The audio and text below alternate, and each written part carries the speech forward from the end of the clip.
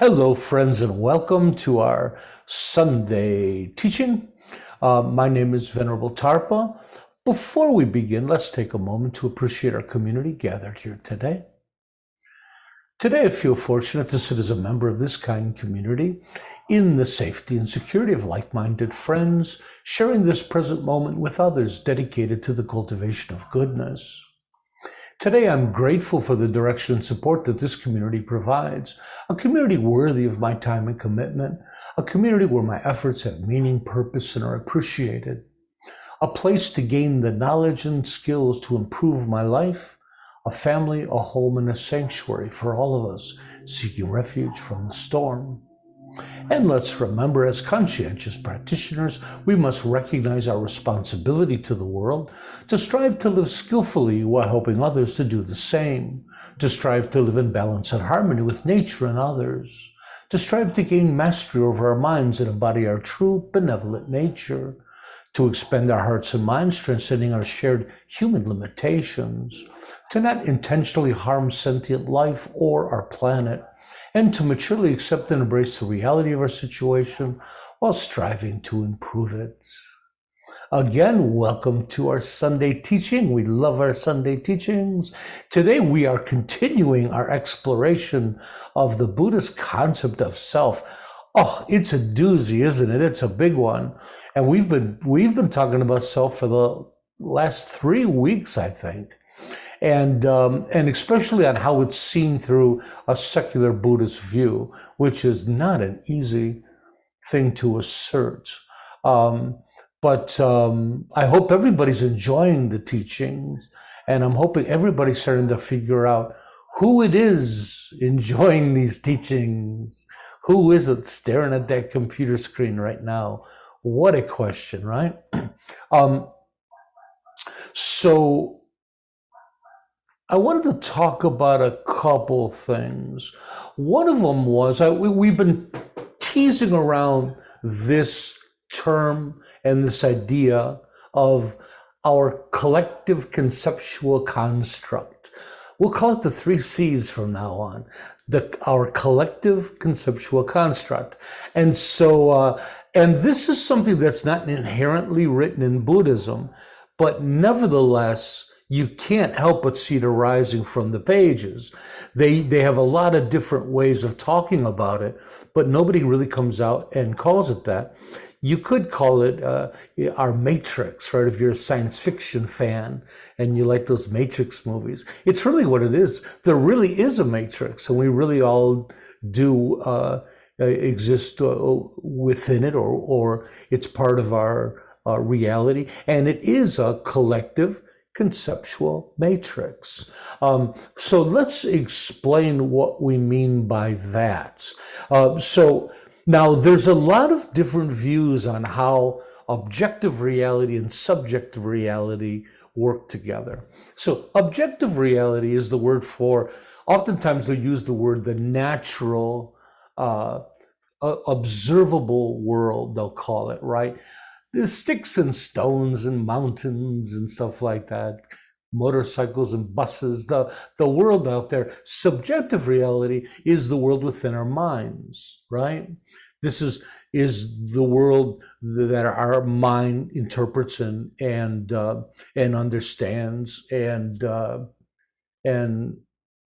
shares. I got a little lost there, sorry.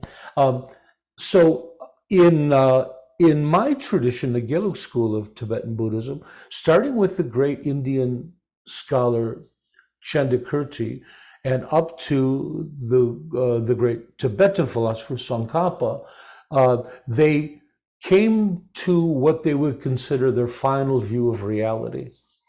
This is in the 15th century, so only about 1,500 years after the Buddha do they come up with their final thought. But nevertheless, this is the one that I would like to share a little bit with everyone. And that's the idea that there is distinctly an objective and a subjective reality. Now, this was always true in Theravada. The Theravada school did not have a problem with this. In fact, in Theravada, in the Abhidharma, the idea is that the world is made up of subtle particles. Now, they don't go into detail of what those subtle particles are. Some would say atoms. And if you get into quantum physics, you get into all the little particles, quarks and quarks and all those things. But nevertheless, there is an objective, a substantial world out there. But the Mahayana and its strong philosophical view of emptiness comes in, and they start to change this view. And this is starting with the work of Tsongkhapa in the first century. I'm sorry, the work of Nagarjuna in the first century, who's considered the godfather of Mahayana Buddhism. There's actually a few different schools of Mahayana that come up, and one of them, Nagarjuna, seems to, within his writing, have a nihilistic view, meaning that he doesn't believe anything's real. But then at the end, he defends his view, and he says, no, it's not nihilistic, though it appears to be. There is something substantial to the whole thing.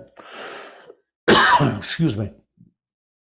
This leads later to the next school of Mahayana Buddhism, which really dominates India from the 7th century onward, and that's the philosophy called Yogachara. And the Yogachara, in the West, we know it as subjective idealism, the philosophy of subjective idealism. And the premise behind it is that through philosophical deconstruction, that you can literally prove that nothing exists, or maybe better said, you can't support the fact that anything really exists, right? As you kind of cut through and you start pulling things apart, you realize conceptually through philosophy, you can attempt to prove that nothing really is provable to exist. I think a better way to say it. Nevertheless, this was a huge philosophy, again, in India, starting around the 7th century, maybe a little bit earlier and going through. In the West, Western philosophy played around with subjective idealism just after the Dark Ages, and it was a prominent philosophy. But everybody in the world at one point just kind of throws it out the window because it becomes pretty ridiculous. You know, if it's only philosophy, then you can see how this can be a viable idea. But when you mix it with direct experiential reality, it just becomes ridiculous. You know, you can look at a bus and you can have all the fun you want, philosophically deconstructing the bus and proving that, well, you can't really prove that the bus is there. But guess what? There really is a way you can prove it. You can stand in front of it as it's roaring down the street. And guess what? When you turn into a flattened pancake on the pavement, I have done the brilliant philosophical thing of proving the existence of a bus. So everybody kind of throws this philosophy out the window. Though in Buddhism, still, Yogachara philosophy is very extensive, or let's say it's still very popular. It's popular in Eastern Buddhism and Zen Buddhism. They still really follow strongly this view, and they also follow it in Tantric Buddhism. Long story short, these great philosophers, Chandakirti and Tsongkhapa, they come in and they set everybody straight, and they say, come on now, that can't possibly be a viable philosophy. So they come in and change things. Now, some of the other schools didn't agree with them, but it's getting to the point where none of the other schools can no longer kind of disagree. So when I was learning this in school at the Gelug school, and I was also studying and researching for my book at other monasteries like the Nyingma school, who were proponents of the Yogachara philosophy, even their modern scholars had to change views, and because it was just kind of ridiculous. So I said all that because that's the view I'm going to be sharing with everybody now.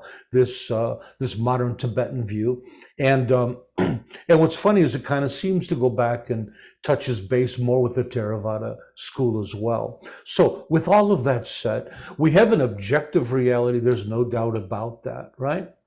You know, I pick up a nice big rock and I throw it at you, it bumps you on the head. That is not a conceptual thought, making a big mark on your forehead. That's a rock.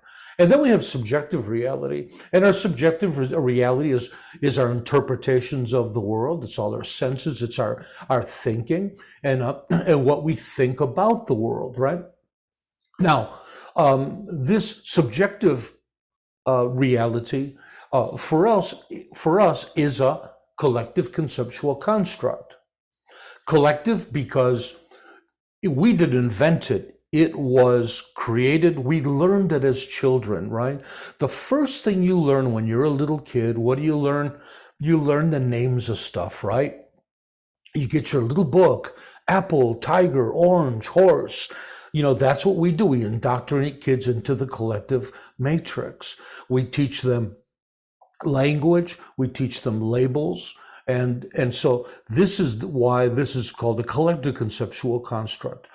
Your parents helped you to understand this, right? And conceptual because, of course, it's not a part of the objective world, is it? This collective conceptual construct. It only exists within minds. And even animals have a conceptual collective construct. Theirs isn't as elaborate as ours, but any beings that can hold value, that can know the difference between danger and other things, food and poison, that is part of this collective conceptual construct. So, but it only exists in minds, right? And so in the objective world, if there were no beings around, there literally is no conceptual construct. And then construct is because we build it. So let alone do we build this, but we also we perceive it and we impute it upon the world. So every time you see a friend and you call them by name, you're imputing the construct on other people. Your friend Paul walking towards you down the street. The word Paul doesn't exist in the objective world. You speaking that, you're uttering the word Paul, you're projecting this construct upon the world itself. Again, we learn it, we work with it, we see the world through it, and we project it upon the world. It's almost like we add this incredible dimension onto the world. It's a magical, wonderful thing. This isn't some kind of delusion. This isn't something that is that we need to work with and get rid of. This is the kind of like the next evolution of the world and the universe. Is we have an objective universe, but then this construct comes in, and we add objectivity, value, function to the world. We bring in the ideas of constructive, productive, unproductive, skillful, unskillful, good and bad. They're all part of this collective conceptual construct. Now, we've been talking about self, and I didn't want to go into a big thing again of defining what it is. I'll just do a little definition. You can watch the previous videos. So we talked about self. Self in Buddhism is synonymous with person. And in Tibetan Buddhism, they would say the mere I, merely I. It's self is the I, me, my, right? The thought and feeling, I am. I am me. That's what self is. Self is that ability to say it but mean it and feel it, right? It's an existential thing. We're gonna talk about it further, like in a case of amnesia. Somebody might not know their name or anything else, but they still know that they're them. They just don't know who that them is, right? And the idea is that I am merely the subjectivity in every moment and every action. I am walking, I am thinking. The I is what we are. That which ties and holds our experience of life together. It brings everything together. So, now, when we talk about the collective construct, it's really a beneficial term and usage for understanding deeper concepts in Buddhism, like self and like the Buddhist term of emptiness, which to so many people it seems to be a very difficult concept. I think the problem with the word emptiness is what emptiness, the term applies in English. Emptiness in English means nothingness, right? Like an empty refrigerator. But in Buddhism, it's something quite different. Emptiness in Buddhism, it's more of a lacking of something. So empty of something, but not void, not nothingness. So with that said, this collective concept helps us to understand this. So when we say that, so when we talk about self as being this conceptual subjectivity and identity that encapsulates everything we do, the thoughts of who we are and what we are, my body, my work, my accomplishments, all of these things. Clearly, it's conceptual. This self doesn't exist in the objective world. Your body does. Tenzo Tarpa's big body exists right here, no doubt about that. But the self doesn't, right? So the self is a huge aspect of the collective conceptual construct. And it becomes quite clear when you think about it that self, you weren't born with a self, you created a self, right? It started with your mommy and daddy giving you a name. Child psychologists even pinpoint a certain age at when children become aware of self. And they start to relate things to themselves, that my toys, and there's younger ages, they don't do that. So self is something that's created. It's conceptual and it's a construct. And guess what? The world as you know it let me change the way I'm going to say that. The world itself, most people aren't aware of the objective and subjective duality of the world, right? We see that all smushed together. When we see a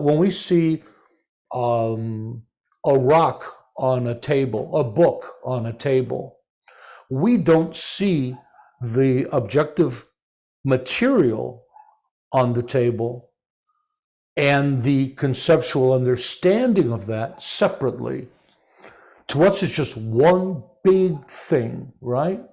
Just like in that science fiction movie, The Matrix, people are in it, but they're not aware of it. Some would say it's like being a fish who's not aware of the water, and you're trying to explain to the fish what water is, and the fish cannot understand what you mean. It's all mashed together. So often in people's first experience of emptiness, it was for myself. What I experienced was a clear delineation between these two worlds. I had an experience where the conceptual construct fell away, and I saw the difference between the objective world and the conceptual world. And so this is how emptiness works. And when we say empty, we're saying that things in objective reality are empty of the collective conceptual construct. The collective conceptual construct is real. We make it real. There's no doubt about that. It's a real thing, but it doesn't exist in the objective world. It's a concept that belongs to our conceptual world. The objective world doesn't have such a thing. Only a mind can entertain this and project this upon the objective world. So, and I offer a very different approach to understanding emptiness. I think mine is much clearer, and mine comes from my own direct experience, not from reading books and trying to understand what it is. But to me, that's what I experienced in emptiness. Was for the first time in my life, the collective conceptual construct within meditation fell away, and I saw the world, the objective world, clearly how it was. That things were empty of all of these values that we give things, right?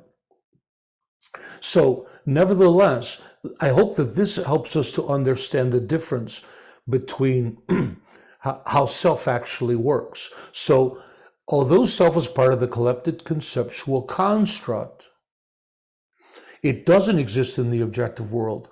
It's an interface that we use to engage with the objective world. The collective conceptual construct is our beneficial interface. And the better someone's collected conceptual construct, like human beings have probably the most profound, the greater we can interact with the world, right? So it is truly beneficial. So this is the idea of it. So, and emptiness doesn't mean that you no longer perceive that world, the collective conceptual construct. Emptiness means that you finally see the differentiation between the two. You finally see clearly these two different realms exist. And then with that knowledge, you can work with them together in a much more effective and useful way. But when they're all squished together and we all think that they're one and the same, it leads to a lot of problems. So this brings up another question. We've studied a few times the idea of the three universal truths of permanence, suffering, and not self. These come from the Buddha's first teachings, second teachings, I believe, that the all things in the universe, almost all things in the universe, are impermanent, are in a state of constant change. And the next one is that all, they say unconditioned, let's say unenlightened for an easier explanation, all enlightened things and objects are have within a sense of suffering and unsatisfactoriness. And then lastly, this idea that nothing has, all things are lacking self, all things are not self. And again, you can see that this is what they're talking about here with not self, that things don't possess the collective conceptual construct, that objectively, that isn't there. That's only in our minds.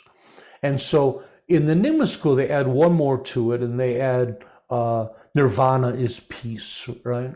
But in the Mahayana tradition, they have the four, let's see if I remember what they were, the four seals, they call them. And it's kind of like this. These are like, again, four universal truths. And they would say impermanence, suffering, emptiness, and nirvana. Those are the four. And I often think that emptiness is a better usage than saying that all things are not self, because I think that that's confusing. And I think it's inaccurate. All things are empty, right? Even self is empty. Empty of what? Empty of any essential essence that makes it itself. Empty of any essential essence more than the collected conceptual construct, right? We understand things through that collective conceptual construct. You know, you see a book on the table. What do you actually see? You know, first of all, you recognize it as a book. You know the label book. You know what it does. You know it's for reading, for gaining information. But if you take away the conceptual construct, you couldn't tell the difference between a book and a fork on the table. You know, they're all just matter. So that's what this conceptual construct does for us. But again, the objective world is empty of it. I don't know if I made that very clear, but I think I've talked enough about it. Does anybody have any questions about it? Maybe if we get some questions, we can clarify it a little more. It's quite a topic. This is my presentation, not a new one. It's an interpretation of the schools that I went to, but I'm going to be, a lot of people talk about this matrix, and I think it's just very obvious that it's there. David. Just a wee thing from the beginning, good Tarpa. You said that the self is a huge aspect of this collective conceptual construct, what else is in the conceptual construct if self is just a huge part of it? What else is in it? So our conceptual construct is all the things we conceptually know about our environment around us. Our conceptual construct is full of all the labels you have for everything, all the functions that you know that things have. When you see a hammer, you know that it's meant to pound in nails and not make lemonade. Your likes, your dislikes, your intentions, your thoughts, your whole inner environment, everything you do internally with your mind is that conceptual construct. Those things don't exist without it, right? Those things make up it. So literally everything conceptually fits in there. It's a much easier question to say what's not in the conceptual construct. And the answer to that is the objective world of things, of objects, of phenomena. I'm still struggling to see the difference between what the self is and the collective conceptual construct. Well, self is just a part of it, right? Self is a conceptual idea, so therefore it's a part of it. But remember that we see everything through the eyes of the self, right? That self is kind of, I am looking, I am thinking, I am eating. So that's what I meant, that it's such a huge part of it. It's almost a construct within a construct, you know. I like this color, I like this. Everything in the conceptual construct is related to us, right? It's how we see the world, most of it, yeah? All the things you've ever learned are in that construct that you didn't learn just from the natural objective world. I don't know if most people can't see the objective world at all. Like you think you do, but you don't, because there's always the buffer of the conceptual construct. You see a beautiful bird, the mental factors, all of that information has to go through. And like we talked about before, we never see the world, we interpret the world. You know, we only see what a human eye can see or hear, but also your likes and dislikes. You see a blue bird, blue's your favorite color. It's more of an experience than somebody. It's just intense, right? This matrix. Does that help?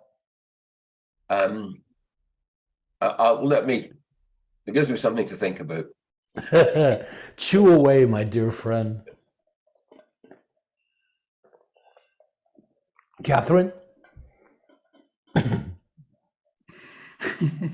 She had her virtual hand up. So if there was some sort of, I don't know, virus or something, and it killed off all the humans, completely killed them off in the world, but there was, say, either an alien or a drone, I don't really mind, that's kind of wandering around that has no thoughts or programming, that's the objective world.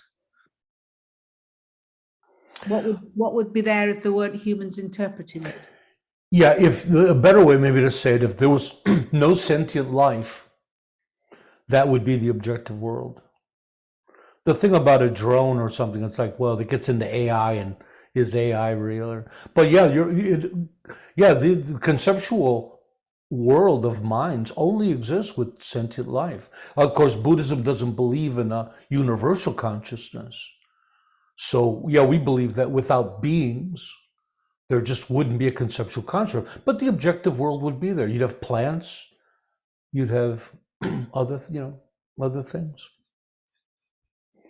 So if you had a baby that was the only thing left in the world that hadn't got all of these pre-programmed, this is a bird, this is a daffodil, this is a whatever, and it managed to survive and grow up, it would have its own subject, it would work its own things out different to what we believe, wouldn't it? Well, it wouldn't be a collective conceptual construct, it would be their own, but human beings can't exist without it.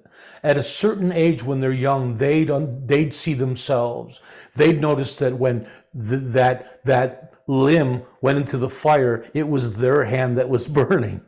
And they yell out, "I am," with a smoking hand. Yeah, this is, and yeah, so this is really, this starts very primal, right? I am hungry, I am thirsty, I'm afraid. Yeah, there's no way to get around this one. And it's beneficial, because if we don't know we're afraid, we don't know to run away from the tiger. This is how we know the world around us, yeah. And this is where self comes in. So when people say there is no self, it's like, at the most primitive level, how could anyone possibly escape it? Now in meditation, for a small amount of time, it seems like you can at least experience the difference between them. I saw a huge distinction between them, and it was one of the most powerful experiences I had. But did I eradicate it? No. I just saw the difference between them. And little things changed. Like I remember coming up from my meditation and seeing my dog laying on the ground, sleeping. And I remember just not having really words. Like it was no longer my dog, my pet. And I almost didn't have a word for like the species and things. It was just, I remember just calling it beast. It was just this, even animal didn't seem to be applicable, but it was no longer mine. And sadly, I usually don't tell people this, but the love that I felt for it was gone as well. Because oftentimes samsaric kind of ideas of love are based around attachment or based around possession. My dog. I mean, I had great compassion for all animals. If anything, it just becomes larger. But it was quite the experience. I remember after that, I went walking around in the winter in Cleveland. It was snow everywhere. I'm all bundled up. And just the world looked so different. I had to get out of the house and look at it all. And I remember seeing houses and just describing them as sticks. You know, they were all, you saw everything in kind of the most basic thing, in the basic ways.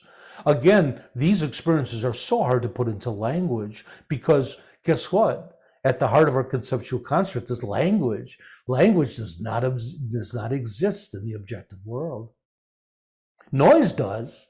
Squawking birds and belching grandpas do, but language doesn't. Have you read that book, My Stroke of Insight? I haven't. I did see a YouTube piece on it. TED talk on it. Yeah, I did. Yeah. That's a neuroscientist who had a stroke, and she had a similar kind of experience, and she describes the experience of what it was like to not understand or recognize anything. It's really, and how blissful it was, right? She thought it was absolute bliss. Yeah. Yeah, it sounded like she was describing emptiness. But I have to warn everyone in situations like this where somebody, their mind is they're having an experience because they have an affliction on the mind. We have to be careful on how much validity we give thoughts like that. You know, that's an experience from an unhealthy mind. Mm-hmm. Now it's interesting, but we have to be prudent about that. The people that are always fighting the idea of free will, they're always citing injured people. And see, now that's why free will doesn't exist. A man had a tumor and he became violent and killed people. And see, that proves free will doesn't. Oh, that's terrible philosophy. Hey, can I get back to it? I got some more stuff to share with everybody. So, thanks for the questions. So, who are we? This is what we're talking about today. We've been babbling about all these different hard to understand concepts. Let's see if we can bring it together a little bit and try to figure out all this stuff out.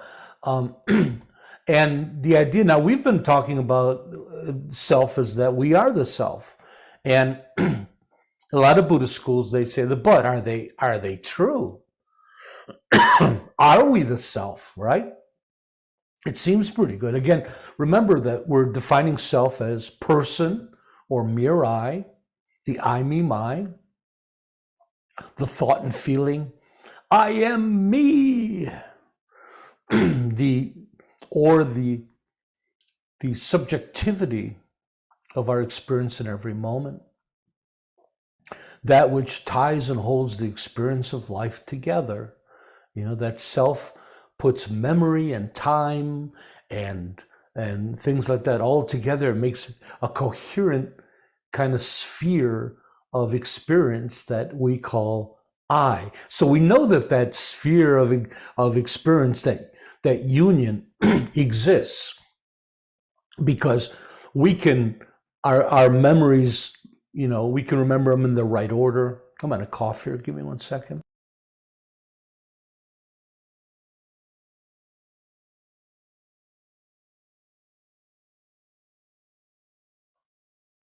We can tie our memories with experiences and current experiences. And so we know something there is keeping this whole thing together in one sphere of existence. We know that, when you eat too much chili at nighttime, you wake up with a sore belly in the morning. We understand the cause and effect, the karmic and mental stream, the momentum that our life has, that something I did yesterday can affect something that's going to happen to me later today. We understand how this all works. We understand that whole sphere as, for a better word, me, right? Something puts that all together. So that's what we think about is self. We also have talked about that self is built upon and imputed upon, built upon or imputed upon, depending on the language, this ecosystem of body that allows us to exist. So as much as we like to go into deconstruction and everything and say, well, we're the self, but come on, the self doesn't exist without a body. It's also built or imputed upon the mind, which consists of our cognition, volition, memories, our experiences, our views, perceptions, discernments, likes, dislikes, etc., all that stuff. But are we merely a self? Merely the subjectivity in every moment? That's the hard one to get our mind around. Where is the delineation point between body, mind, and self, right? So let's do a little experiment. I'm going to ask you some questions. Let's deconstruct ourselves. Here's a question. What if we were completely paralyzed and all the senses were equally arrested, except for our internal mental sense? And when you mean arrest, we mean we can't hear, we can't see, we can't taste, we can't smell. The only sense is the internal mental sense. And if you remember in Buddhism, this is the sixth sense in Buddhism, and it's our internal awareness and mental environment of thoughts, ideas, mental likes, dislikes, I'm sorry, mental feelings. Would you still be you?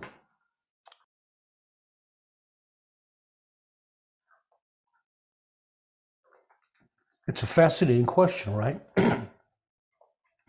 So, we're paralyzed, none of our senses work, but we still have an active internal environment. We can think, we can do all kinds of things. Would you still be you? What do you guys think? I can't see everybody, so you could just yell out. Yes. Oh, we got a yes. Anybody else? Yes. 2 yes. Look up locked-in syndrome. Say it again. Look at Google locked-in syndrome. It's almost complete paralysis. Okay, and the answer to the question, would you still be you? Define you. Well, that's what we're trying to do right now. Yes. Okay, we got another one. I think we would be, right? You could still think I am me, right? Even if none of the senses worked, you could still think I am me. There would still be a subjectivity, an agent of mental experience. Next question. But what if we then took away memory out of that internal mental experience. If you didn't have memory, would you still be you? Of course, the self is built upon memory, right? You remember your name.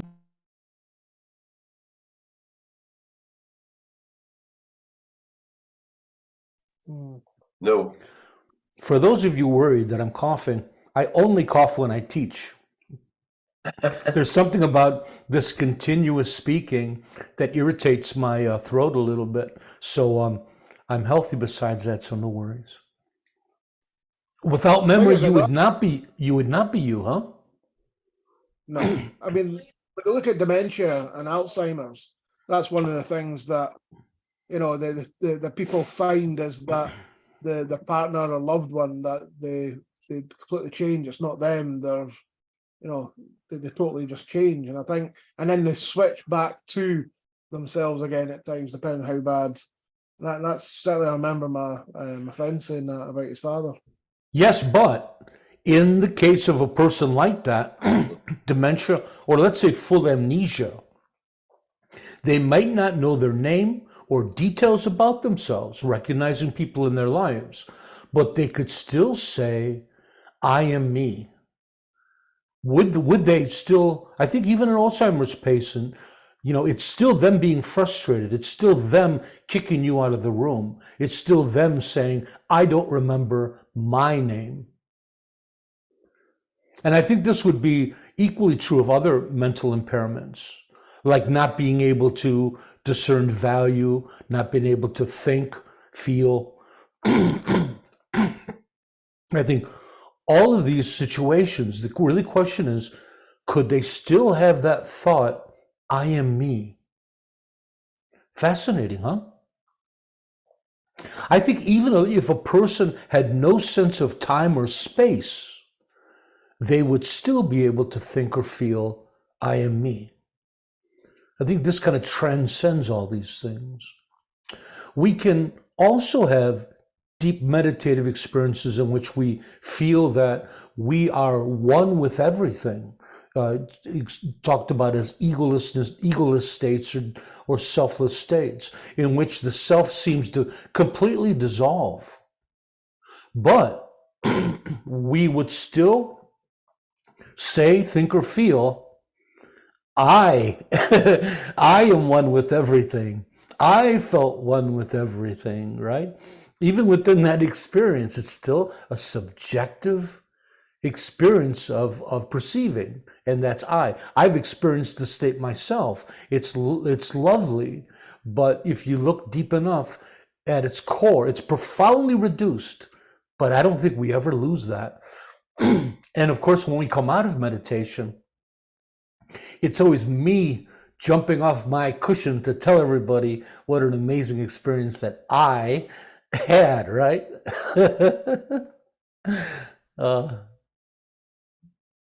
Isn't it fascinating? Okay, so now let's flip it. Are we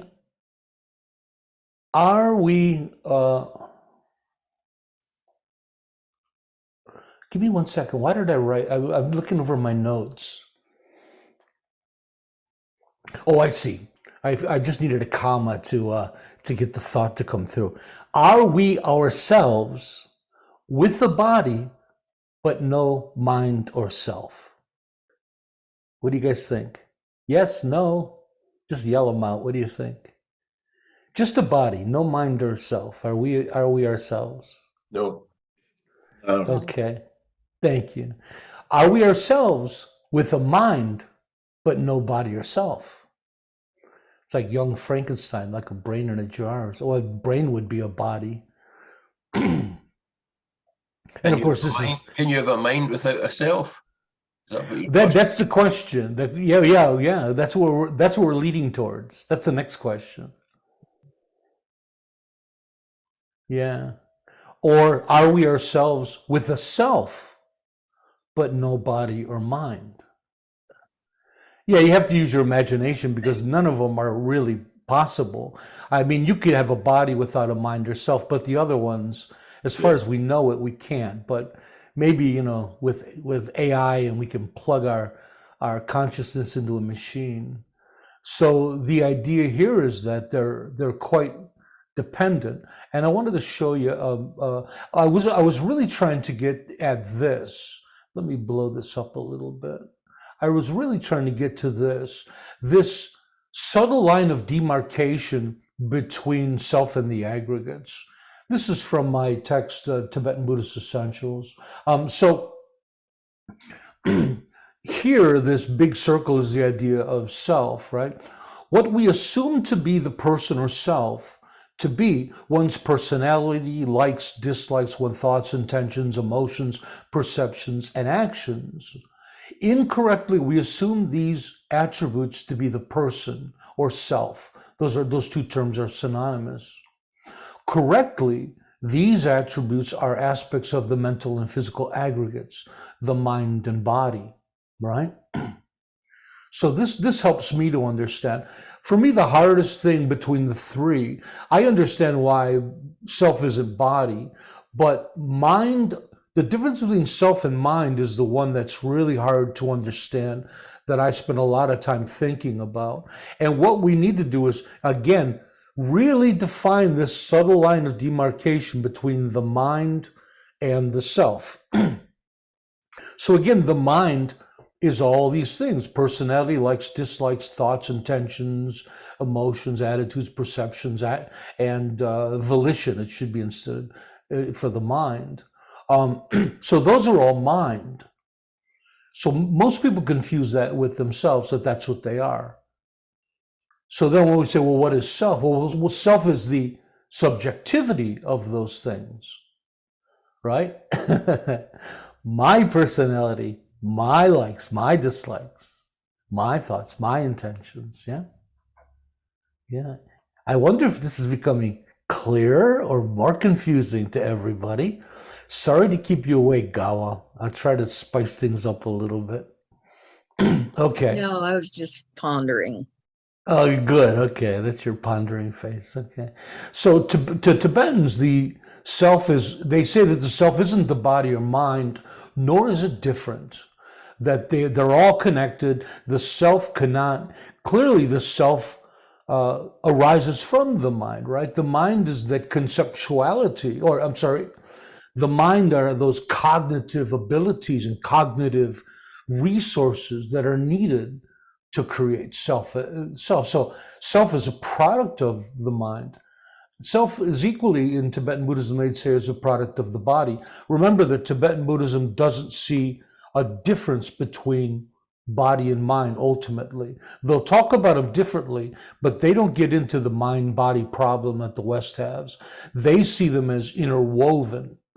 They can't be taken apart. And in that case, self can't either.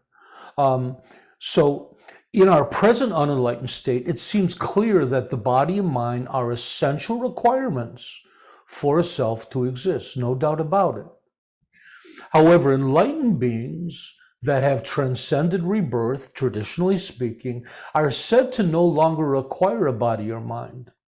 However, when an enlightened being dies in what we call Paranirvana, they escape samsara, but still somehow exist. And if you remember, the Buddha doesn't tell us what that existence is like. Oftentimes, samsara in monasteries is defined as having a mind and body under the influence of karma. So some traditions see samsara as merely the possession of a mind and body, not the self, just mind and body. Isn't that fascinating, huh? So, so in Buddhism, they say when a Buddha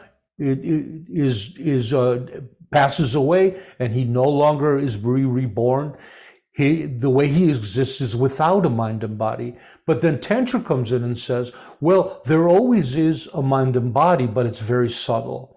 And we talked about that the other day, the three types of mind and body, subtle, very subtle, and most subtle.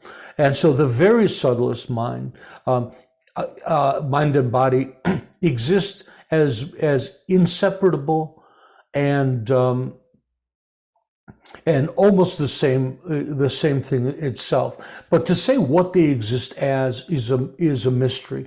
I was trying to find a word for it, and I think you just can't give it a word. The Buddha didn't. He remained silent. You can't say that we exist as awareness.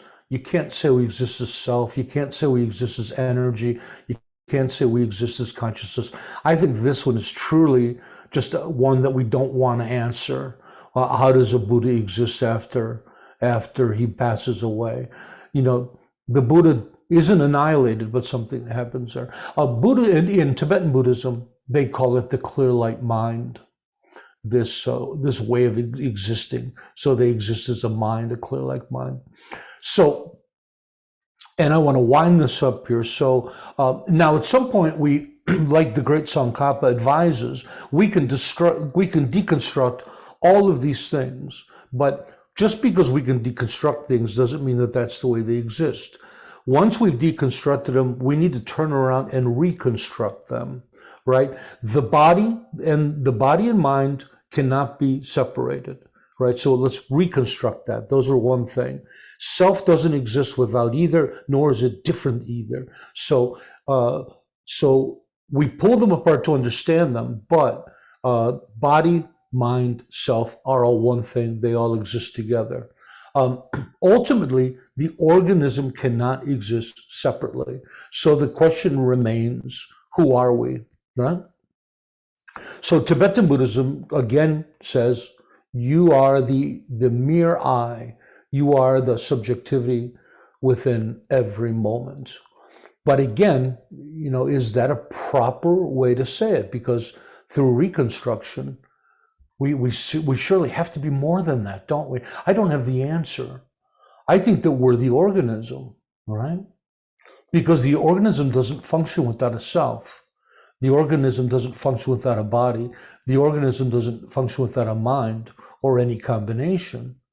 So to say that we're only the self and not the others seems problematic to me. I'm not going to answer that question. I'm just going to leave you with that. Does anybody have any questions about that before I move on to my final thing? Is this interesting to everybody? Is it helpful? Yeah? Okay. These heavy subjects, sometimes I'm not quite sure. It's incredibly interesting, and I have no idea if it's helpful or not. Good to hear. Okay, good. And If anything, it's given me lots of things to think about and lots of things there to you ponder. go. There you go. That's wonderful. That's good news then. Okay. Lastly, I wanted to talk about the idea of self as an agent of free will. So we've had, of course, there's huge debate in the world of free will or not free will, whether it's existent or not. I like the agnostic view that simply there's just not enough information anywhere for anybody to make any kind of assertions. Belief is allowed. I have a belief in free will. Buddhism seems to share a belief in free will. The Buddhists seem to have that belief in free will, but we don't know anything. So we're waiting to find out, right? But the idea is the workings of the mind. I remember. So a fascinating thing in my schooling was getting around to the idea of free will and free agent. And one of the things I found fascinating at the time, I didn't think I really understood it. And I think I understand it more now. And this is also a fascinating theory that's being shared at this moment with a lot of scientists. And the idea that the way the mind works is not a hierarchy. It's the mind isn't led by a king. With free will, I am the agent, I tell everybody what to do.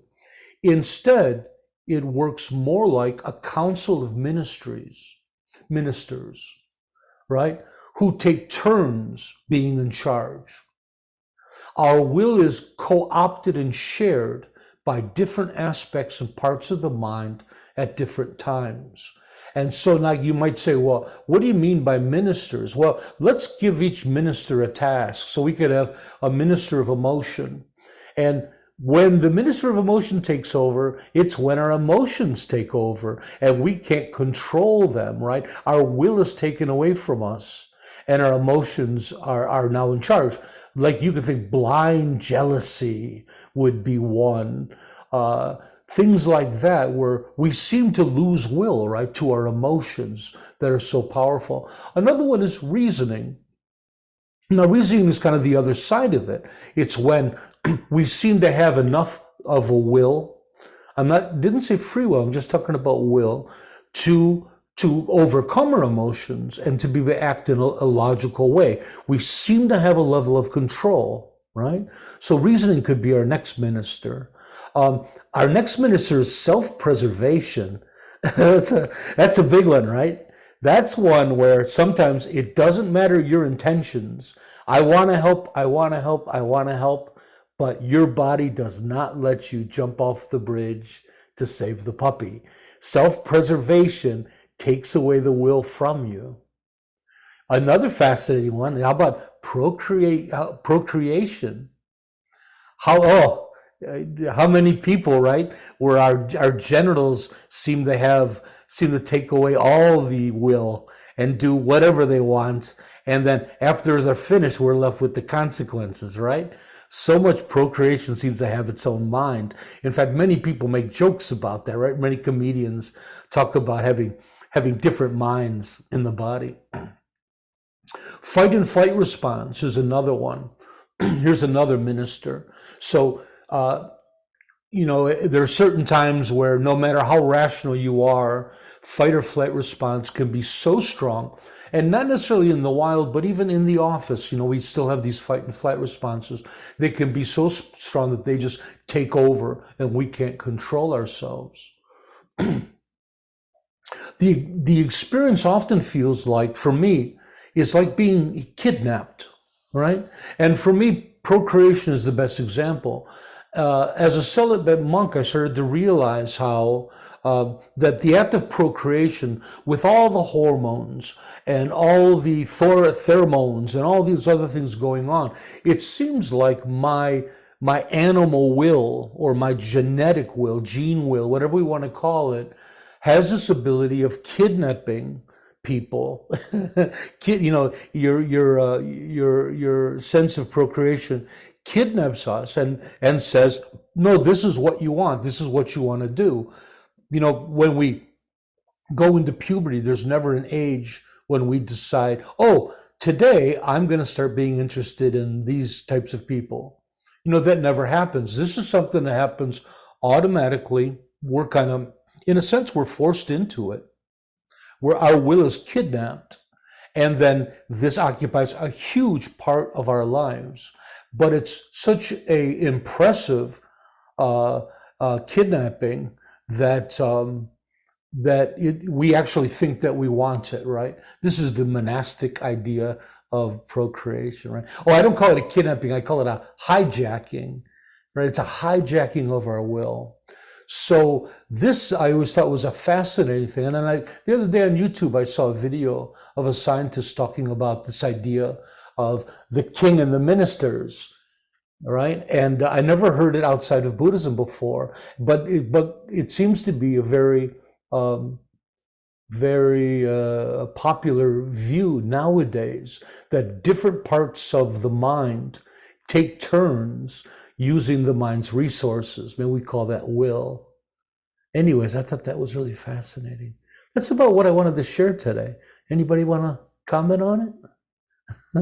Go ahead. Don't worry, you can go to bed after this. This was Donna? fascinating. I wish we had more time for questions. We're over here now. Yeah, this is great. We are. This is wonderful. Let's do it again. Okay. Would anybody like to share? Questions, comments, or insights? Catherine? Robert Wright talks a little bit about this in his book, Why Buddhism is True. And you read it a couple of times, you still don't understand it. But he basically says that the bit that actually collates all of these ministers and then puts it out there is almost a kind of marketing guy. that actually, you've got this, it's not really the CEO, it's the marketing guy. How am I going to look best with the answer or with what I do? How am I going to look better? It's quite interesting. Yeah. Yeah, in Buddhism, both views are prominent. The view that the agent of will is the king, and also this idea of the ministers. It's an interesting one to ponder. Yeah, but just the thought that some of these ministers, no matter how powerful the king is, they seem to just take that will right away from us. So Yeah, it's the Ron? modular theory of the mind. Oh, thank you. I knew there was a name for it. Ron is here to simplify my teachings with big words. Thank you. Get back to your garden. Yeah, thank you, Ron. It's brilliant. The modular view of the mind. But since we're talking about the Matrix, does the garden actually exist? I don't think so. I think he's in his bathroom and he thinks he's in the garden and he's pulling up all the tiles. Buddhism believes in an objective reality. That's a good question. And that idea of Yogachara philosophy that doesn't. Yogachara philosophy happened for hundreds and hundreds of years in Buddhism, that they were all convinced, and I think it's because they ended up with an extreme idea of emptiness. They were all convinced that nothing exists outside of the mind. And there were some schools that went even deeper than that. And so, but luckily they all threw it away as the whole world did. Yeah, in the West, subjective idealism didn't last very long. Maybe everything from my feed is CGI and AI. Yeah, I'd be happy about it. Yeah. But I think the healthy ending to all of this is when you actually have more questions than answers, because I think those folks that have all the answers, they're the ones that are in trouble. I think they're as a proud agnostic, there really are a lot less answers than we think. We can claim to have answers and it might make us feel better. But the truth is, no matter what we think, look at the view I just shared for you that comes from the 15th century in Buddhism. Are you saying that from the time of the Buddhism, they're the first ones to get it right? All those years after the Buddha? Or probably the Buddha had it right at the beginning, then people get sidetracked, and then people found a way back to it. Yeah. But I really like Tsongkhapa's view. He's very pragmatic, and though he was quite the tantric practitioner, and there's a lot, he's not a secular practitioner at all, very mystical, very religious, but as a philosopher, he's quite brilliant. Perhaps Socrates got it right with "We really know nothing." Well, I think that there's some truth to it. Clearly, little things we do. We know some things. I think it's safer just to say we don't know as much as we think we do. And we find security in believing that we know more than we do. And to embrace the unknown is the healthy thing to do. That's a healthy mind. Would anybody like to share anything before we wind up here? As Donna said, we are running a little long. You can post any other questions on our social media. I haven't decided what we're going to talk about next week. Maybe we'll do another class on self. Maybe we'll teach the 12 links of dependent origination next week. That would be a good one, which talks about self. Okay, without further ado, let's end today's meditation with our altruistic affirmation. May all be healthy, may all be prosperous, may all be well, may all be present, free of past regret and future worry. May all abide in constant appreciation, which is a source of great joy and contentment. May all realize their true nature and the true nature of reality, which is awakening. Thanks for joining me, everybody. Remember that SBT was created for one purpose, to serve you, the practitioners. Please let us know if there's anything we can do to help you on your way to awakening. Donna, are you waving goodbye or you have a question? Okay. Good to see everybody. Thanks for coming. Thanks, Tarpa. See you tomorrow. Bye-bye. Thanks, everybody. Bye, Bye-bye. Tarpa. Thank you. You're welcome. Bye-bye.